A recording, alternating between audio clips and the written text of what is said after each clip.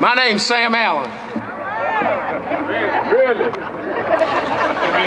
And I'm here to help. You know, first of all, I have to thank everybody. You know, it's amazing that we were able to get so many people out on a Saturday morning. But you know, this may be the last time we get together. Because if we don't go to the polls starting on Monday, we're not going to have this chance again. And I know that some of you have been standing a little bit long, but this may be your last time standing. I want to take just a moment to recognize Deacon Edward Wilson. He's an older gentleman that I learned to love years ago, and he called me. And he called me Brother Man. He said, Brother Man, when do we need to vote? I said, Deke, we're going on Monday. That was the first day of early voting, October the 17th. He said, well, what time are you going? I said, we're going to be there between 4:30 and 5. He said, I'll be there. He said, I'm going to bring somebody with me.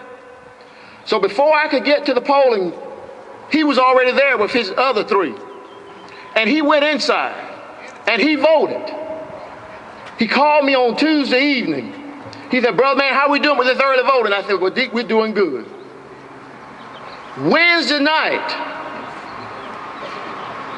early Thursday morning, Deacon Edwards died. But his votes counts.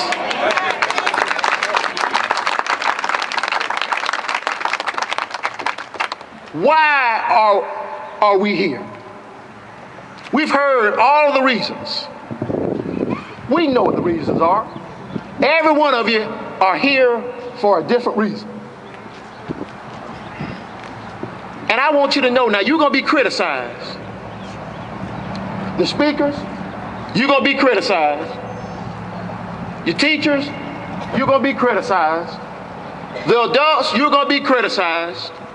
The students, you're going to be criticized. But we don't care. Because we're not going to stand and take this anymore. You're not going to continue to show us and tell us what's best for our children when you had an opportunity, you sent your children someplace else.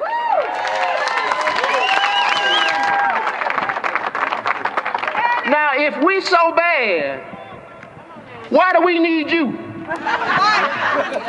I see vote yes signs in people's yards who've never sent their children to city or county school. What is it in it for you?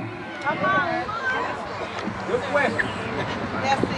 Well, they tell me that there is a plan now. Well, I went to the meeting. Some people already had the plan. So I didn't take the plan because I wanted my superintendent to see the plan first. They have a meeting when my superintendent's going to Athens. Why didn't they want to wait? At least we waited to have our march today when our superintendent could be here.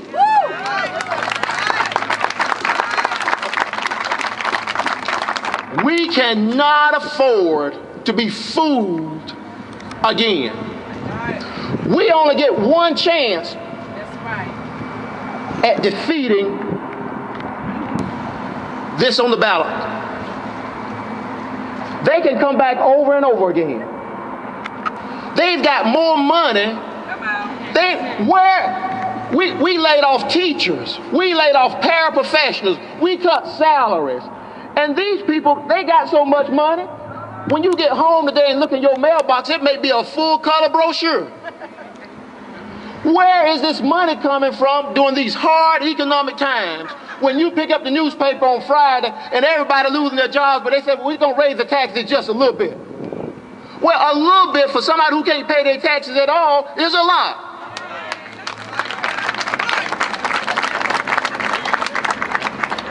And then lo and behold, we talking about racial diversity, but we want everybody to stay where they are. Don't move now. If you at low max, you stay at low max. But we're going to have racial diversity, but we ain't going to have no busing. Well, Dr. King, tell me how we're going to do this. We're going to have this racial diversity, but we all going to stay in the same place. Well, tell me now, I'm not a smart man. I grew up in Blackshear, Georgia. You know, we kind of slow. We're going to have this, but we're going to stay where we are. We're not looking for a handout. We're looking for a job. The Chamber of Commerce job is to find my parent a job that pays more than $7.25 an hour. If you want to help my children, then you give my children's parents a job. That's your job, Chamber. Miss Ballard, that's your job. Huey, that's your job. With all that money you got, you hire some of these people. You got all this money at your jobs and that you hire these people. Give them a raise with this money you spending. If you got all this free money, then these people shouldn't be here. They should be living just like you. But no, they don't want you to live like them. They want to keep you down. They want to keep you under their thumb. And they're going to keep you away from the ballot box. Because they're going to tell you, don't worry about it. Your vote don't count. But we're not going to be fooled. We're not going to sit down.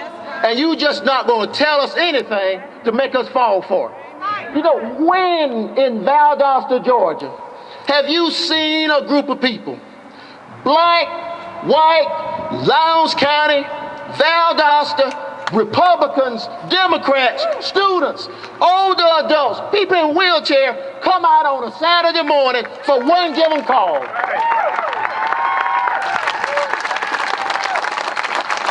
And you mean to tell me that this isn't important to Valdosta, Lowndes County? It's important to all of us. Because at the end of the day, these people aren't scared of any tactics. They're going to call your names. They're going to say you're doing scare tactics. They're going to say everything that they can. You know, I wonder to myself, I'm retired. My check comes in the mail every month. Why in the world would I get involved in something like this?